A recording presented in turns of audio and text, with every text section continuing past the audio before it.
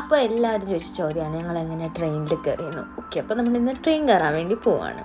So ആദ്യം ഞങ്ങൾ ഹോസ്റ്റലിൻ്റെ ഫ്രണ്ടിൽ നിന്ന് 8ാമത്തെ നമ്പർ ബസ്സിൽ കയറി. അത് കഴിഞ്ഞിട്ട് സൂമിൻ്റെ അവിടെ ഇറങ്ങി നേരെ 3A ബസ് എടുത്ത് നേരെ സർബഗ് സ്റ്റേഷനിലേക്ക് പോയി.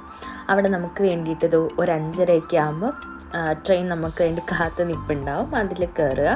ഒരു 5:40 ട്രെയിൻ എടുക്കും. അവിടെ നിന്ന് ഞങ്ങൾ അടുത്തുള്ള സ്റ്റേഷൻ സൗദത്ത് സ്റ്റേഷനിലാണ് ഞങ്ങൾ ഇറങ്ങിയത്. പക്ഷെ ഞങ്ങളെല്ലാവരും ഉള്ളതുകൊണ്ട് നല്ല ഫണ്ണായിരുന്നു.